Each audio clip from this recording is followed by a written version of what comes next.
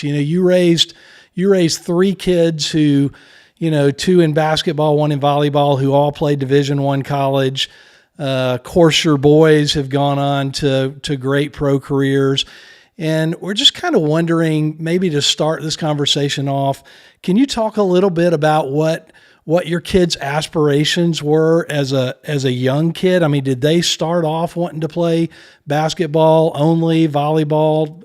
What did that look like, and how did you manage all of that? Um, they wanted to play all sports, and we put them in any sport that they wanted to play, with one understanding that whether you like it when you get into it, whether you like it or not, you're going to finish that season, Awesome. and then next year you could make the choice of whether Amen. to continue or not. It was baseball, it was football, soccer.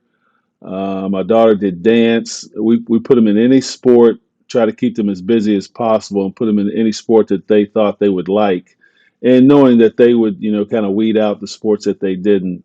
And they kept to the promise that even though they got into a sport, didn't like it, they finished that year out, and then next year either pick another one or say we're going to do something else during that time. My boys. I'll go start with Seth, and he's obviously a good golfer now. He was a golfer in college, in high school as well. I thought he could have played college golf.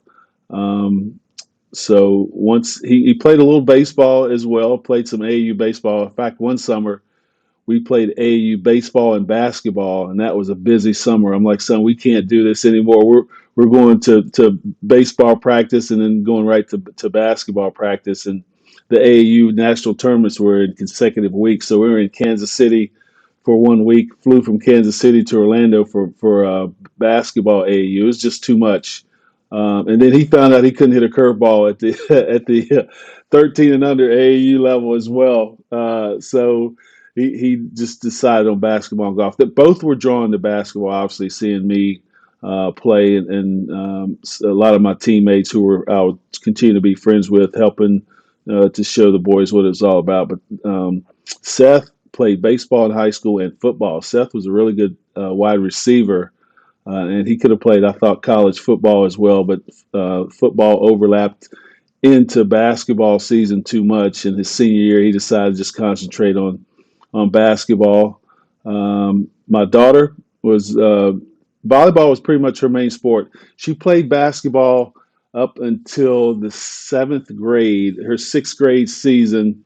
I remember her coming home from practice one day, and I was like, "Honey, what's wrong?" She's like, "Dad, I got some bad news." I'm like, "What? What happened?" She goes, "I don't think I want to play basketball anymore." I'm like, "Hey, that's not bad news. That's you got to do what you where you're drawn to, what you love." She was arguably at that time just as good a shooter as my boys were in high school.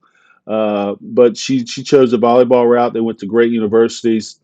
They all have their degree right now, with Steph getting his degree this past summer. So we're really proud of that. But it was just a good opportunity for them to pick the sport that they wanted to really concentrate on as they got older, and they stuck with it. They were very disciplined, worked hard, and worked out well. So we're going to dig in a few minutes on the whole shooting aspect and how your kids, what you did to help your kids develop into amazing shooters. But I'm curious right now, like in that whole high school time, did your boys play? Did they play basketball year round, even though they were playing other sports, or did they take time off? What did that look like? They took time off. I think that's one thing I see so many athletes now, especially at a young age. They say, I'm a baseball player, I'm a basketball player, I'm a football player, and they dive into that sport and never venture outside. I thought it was important again for them to see all aspects of what different sports are all about. But they definitely took time off from each sport. I think playing two sports in high school gives you that time off to get away from the sport. But we made sure that they had time to kind of, as you need to do through life, you kind of need to reboot, readjust, kind of figure out where you're at, where you need to improve on, where your weaknesses are. So they definitely took time off. In fact, I took my boys. They played AAU early in their career. They started at 9. I took them out when they were about 13 or 14. I have nothing. It's to your own benefit, however you want to obviously raise your kids. But AAU, I thought for my kids wasn't the right avenue. They weren't the biggest, they weren't the strongest, they weren't the most athletic. We decided to go with the more skill set and personal training. And then they got back into AAU between the junior and senior years to finish up. But every parent, every athlete has to kind of figure out what's the best avenue for your individual kids. So my two boys were I was fortunate enough they saw their dad play at the highest level, so they kind of trusted my advice and my path that I had for them, and they went with it. Dell, did you? I mean, obviously you're an amazing shooter and player. Did you do most of their coaching and training? I mean, not when they were practicing and working out and doing the development work. Was that something that you kind of led, or did you have other folks kind of help them with that? Early on, yes, I definitely led. I taught them the mechanics of shooting when they were young, of course, in the backyard at the house. And I tell this story all the time. When I was in the league, I'd go around and volunteer to speak at any camp I could get to, and do a little shooting clinic that day with the understanding that both my boys would be allowed to kind of participate in the camp. So I'm talking about shooting, fingertips, elbow, follow through, all that stuff. I'm talking to the entire camp, 100 or so kids, but I'm really talking to my two that are looking at me right now. They didn't figure that out for a long time, but that was a kind of a different way of saying, hey, guys, this is how you do it. And then when I got back home, I could reiterate my point of what I talked about throughout the camp. But yeah, I taught them the basics early. And when they were 13 or 14, I thought they needed another voice. When I took them out of AAU, I got them with, fortunate enough to have the resources to get them with another trainer. And I remember selecting that trainer, that workout guy. He was like, tell me what you think your sons need to work on. I said, no, you work them out, and then you tell me what you think they need to work on. I already know. So fortunate enough, that guy, he was spot on. And he had the ability to train and work them out. And I thought that was a great avenue for them to get a different voice, some different drills, just a different atmosphere, different energy than dad having to do it all the time. We talk all the time. A lot of parents that listen to us have, like you did, 3 kids, 4 kids that play different sports or going around. Were all your kids kind of driven and committed? Did they love the grind, or was there some difference in them and some learning that each one had to do? We're fortunate. They were all competitive and loved the grind. We were a competitive family, whether we played Monopoly or a game of horse in the back.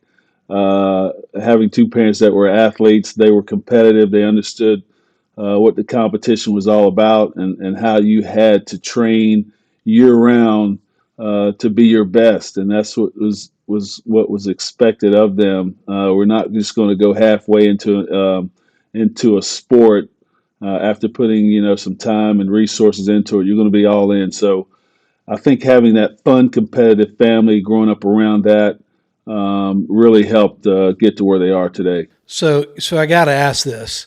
Are you still a competitive family when y'all all get together? Are there any horse games going on now? And who's winning?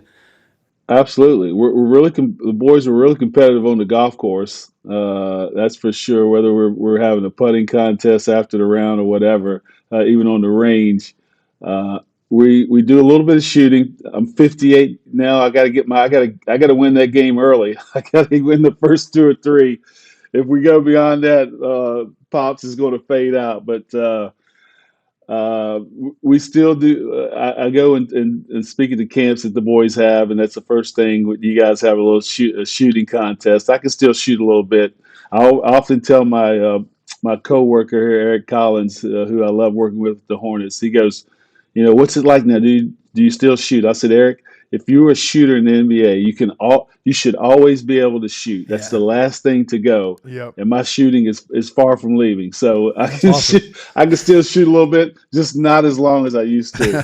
Oh gosh, that's great. As your boys developed and they, like you said, the AAU and in high school, you played a long time and you know a lot about the game. How was it watching them be coached by other coaches? And what were some good coaches and things they did for your kids? And if there were any, what were some of the coaches you struggled with and why? I can't say I had any coaches I struggled with because when my boys were in the AAU circuit, me and some friends, we started our own AAU team in Charlotte. So we were able to control that atmosphere, write our own narrative in the AAU. And of course, I was a big part of that coaching and was able to pick the coaches for the team. So and then, of course, selecting a high school, fortunate enough that my kids were able to go to the private school and we could kind of, get a good range of what the coaches were like there. And actually, when I retired in '02, I actually helped coach my sons in high school. My son, Stephen, he loved having me as a coach. His brother, 2 years younger. And it's amazing, if you have multiple kids, how different they are. And my daughters and sons, they're all different individual people, and I love that about them.